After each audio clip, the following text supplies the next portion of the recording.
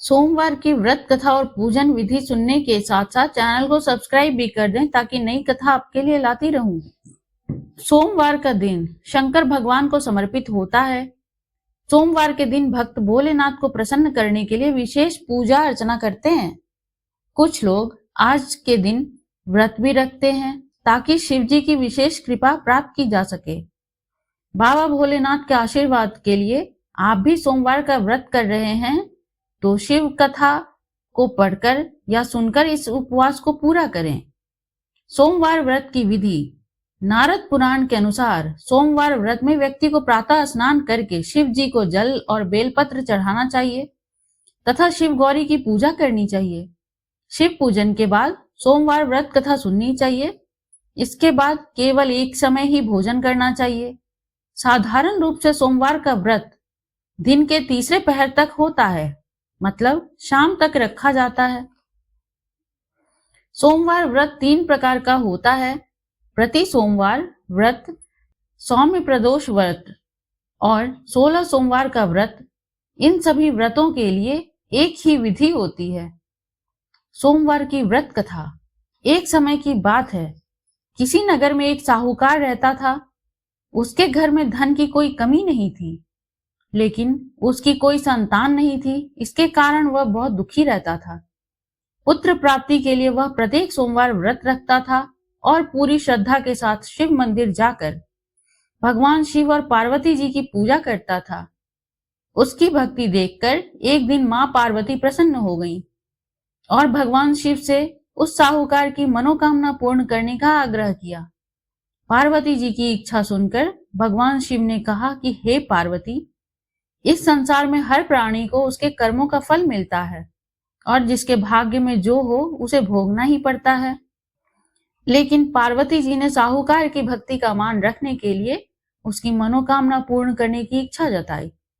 माता पार्वती के आग्रह पर शिव जी ने साहूकार को पुत्र प्राप्ति का वरदान तो दे दिया, लेकिन साथ ही यह भी कहा कि उसके बालक की आयु केवल 12 वर्ष होगी। माता पार्वती और भगवान शिव की बातचीत को साहूकार सुन रहा था। उसे ना तो इस बात की खुशी थी और ना ही दुख। वह पहले की भांति शिव जी की पूजा करता रहा। कुछ समय के बाद साहूकार के घर एक पुत्र का जन्म हुआ। जब वह बालक 11 वर्ष का हुआ तो उसे पढ़ने के लिए काशी भेज दिया गया। साहूकार के पुत्र के मामा को बुलाकर उसे बहुत सारा धन दिया और कहा कि तुम इस बालक को काशी विद्या प्राप्ति के लिए ले जाओ और वहां मार्ग में यज्ञ कराना। जहां भी यज्ञ कराओ वहां ब्राह्मणों को भोज कराते और दक्षिणा देते हुए जाना। दोनों मामा भांजे इसी तरह यज्ञ कराते और ब्राह्मणों को दान दक्षिणा देते काशी की ओर चल पड़े। रात में एक नगर पड़ा जहां राजा की कन्या का विवाह था, लेकिन जिस राजकुमार से उसका विवाह होने वाला था वह एक आंख से काना था। राजकुमार के पिता ने अपने पुत्र को काना होने की बात छुपाने के लिए एक चाल सोची। साहूकार के पुत्र को देखकर उसके मन में एक विचार आया। उसने सोचा कि क्यों ना इस लड़के को दूल्हा बनाकर राजकुमारी से विवाह करा दूं। विवाह के बाद इसको धन देकर विदा कर दूंगा और राजकुमारी को अपने नगर ले जाऊंगा। लड़के को दूल्हे के वस्त्र पहनाकर राजकुमारी से विवाह कर दिया गया, लेकिन साहूकार का पुत्र ईमानदार था। उसे यह बात न्याय संगत नहीं लगी। उसने अवसर पाकर राजकुमारी की चुन्नी के पल्ले पर लिखा कि तुम्हारा विवाह तो मेरे साथ हुआ है, लेकिन जिस राजकुमार के संग तुम्हें भेजा जाएगा वह एक आंख का काना है। मैं तो काशी पढ़ने जा रहा हूं। तब राजकुमारी ने चुन्नी पर लिखी बातें पढ़ी तो उसने अपने माता पिता को यह बात बताई। राजा ने अपनी पुत्री को विदा नहीं किया, जिससे बारात वापस चली गई। दूसरी ओर साहूकार का लड़का और उसका मामा काशी पहुंचे और वहां जाकर उन्होंने यज्ञ किया। जिस दिन लड़के की आयु 12 साल की हुई उसी दिन यज्ञ रखा गया। लड़के ने अपने मामा से कहा कि मेरी तबीयत कुछ ठीक नहीं है। मामा ने कहा कि तुम अंदर जाकर सो जाओ। शिव जी के वरदान अनुसार कुछ ही देर में उस बालक के प्राण निकल गए। मृत भांजे को देख उसके मामा ने विलाप शुरू किया। संयोगवश उसी समय शिव जी और माता पार्वती उधर से जा रहे थे।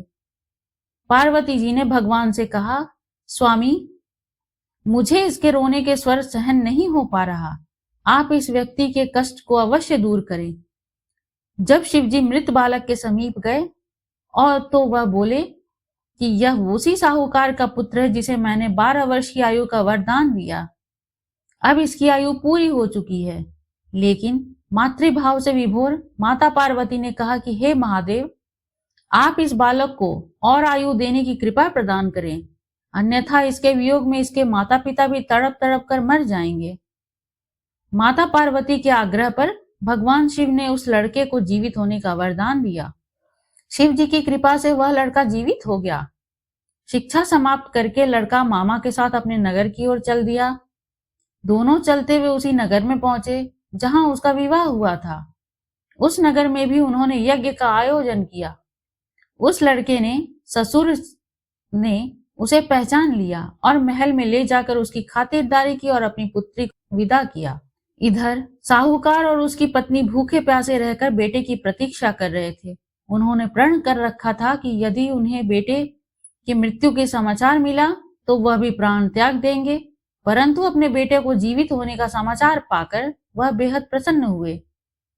उसी रात भगवान शिव ने व्यापारी के स्वप्न में आकर कहा, हे श्रेष्ठी, मैंने तेरे सोमवार के व्रत करने और व्रत कथा सुनने से प्रसन्न होकर तेरे पुत्र को लंबी आयु प्रदान की है।